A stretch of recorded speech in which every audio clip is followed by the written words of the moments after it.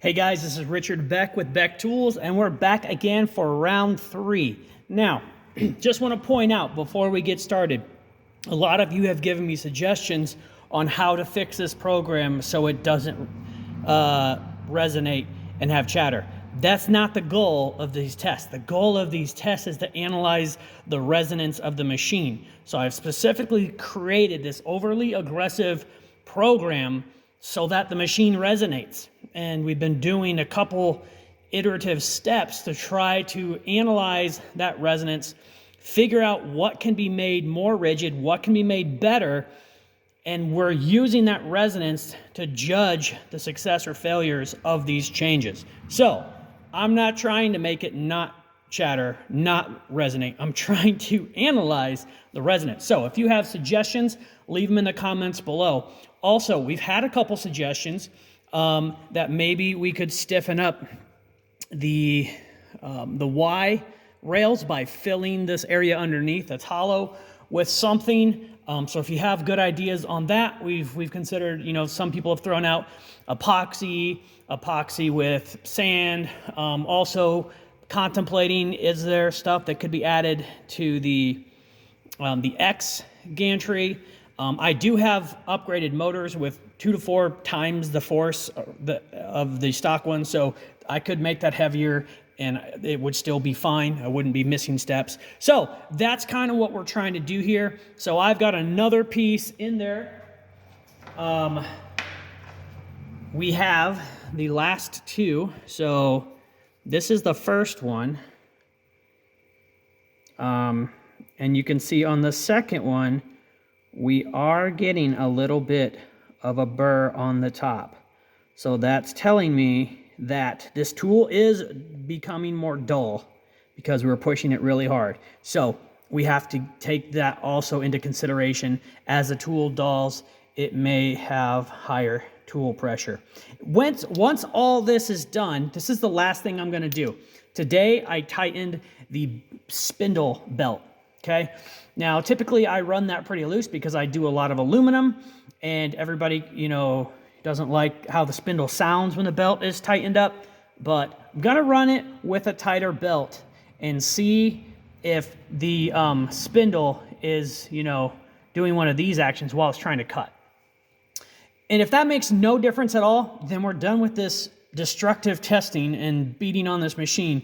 Then I'm gonna go and I'm gonna write a successful program, and I'll let you know what the feeds and speeds are. Also, something to consider, I've been running this machine hard for a year now. There's a chance that that part of the rail could be a little looser than up here. There's a chance that these bearings have lost their preload, and so that's causing things. This is not a brand new machine, because you'll see on Langmuir Systems, their steel machining videos, they are doing some serious steel removal. So maybe that's part of this as well. Maybe the linear rail bearings have lost their preload. Maybe the ball screws have lost their preload. All of those play a factor. There's a million variables. So I'm going to start the program, and I'll let it do a couple passes. We'll see how bad it is, and then I'll back it off because I don't want to destroy my machine. So here we go, guys.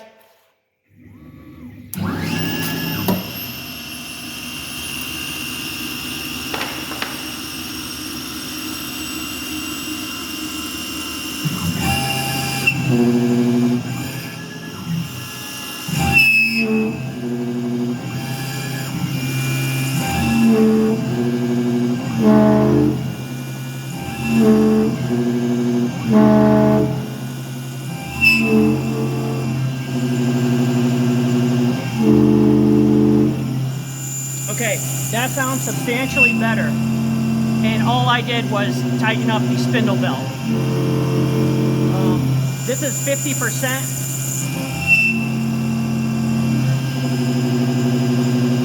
Let's zoom in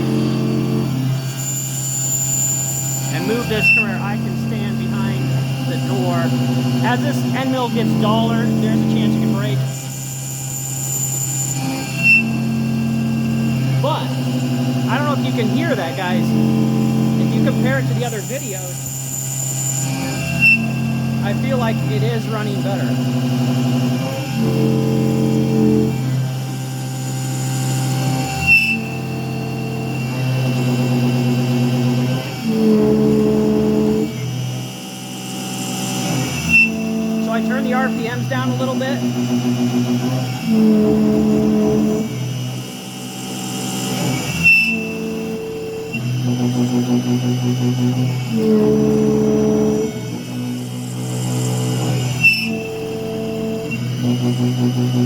So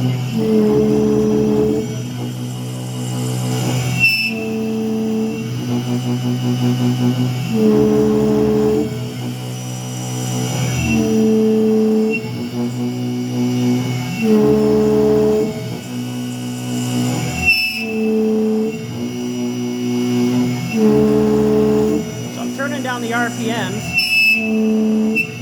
Yeah, it's squeaking.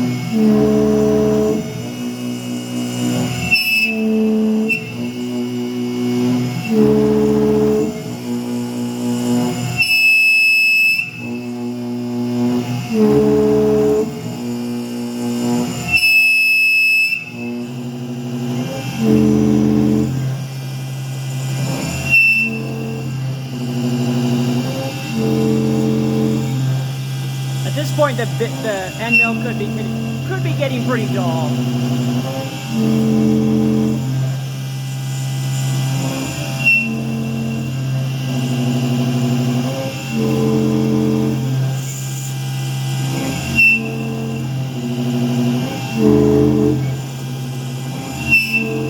But this is 55 inches a minute right here. And it's running substantially better at 55 inches a minute than any of the other changes I've made. This is 65 inches a minute.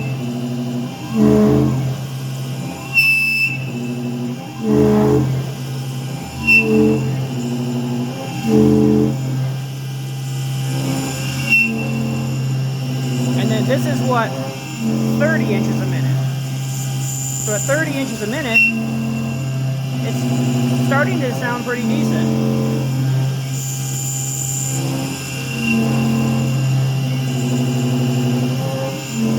This is 26 inches a minute.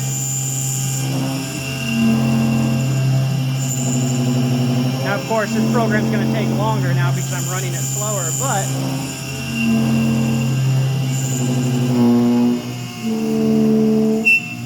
7,000 RPMs, 7,200. Yeah. So anytime I do something to increase the tool pressure, the screaming starts.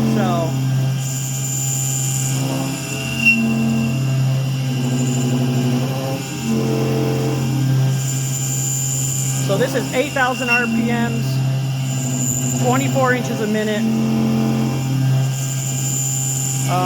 10 thou step over. And actually, this is running fine. You could run it this way if you wanted. I don't feel like you're really killing the machine. You have a little bit of chatter. I mean, 22 inches a minute. But here's the thing.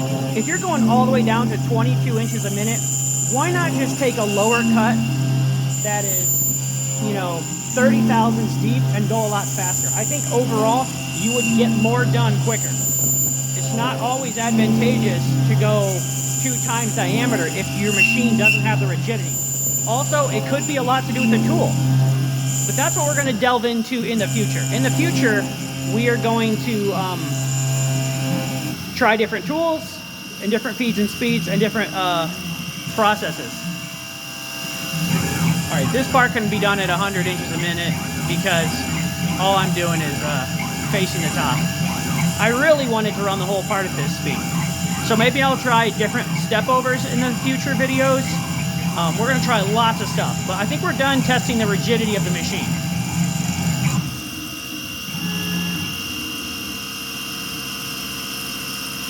Now that we've basically tried everything, maybe far off in the future, I'll do a video where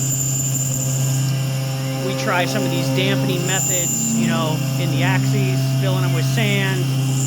If you have good suggestions, guys, put those in the comments. I enjoy the conversations we have down there after these videos.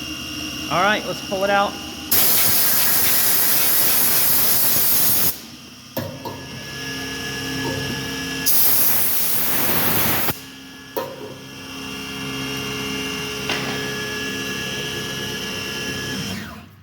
Once again, I like to keep these videos uncut. I know sometimes it's a pain to watch an unedited video, but I don't know. It seems more real, and you don't have to worry about, oh, he did this off camera. No, nothing has happened off camera. So let's take a look at this.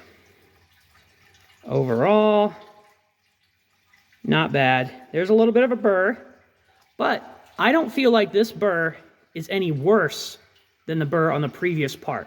So the tool is holding together. If this burr was substantially worse, I would be like, ooh, that end mill is on the way out.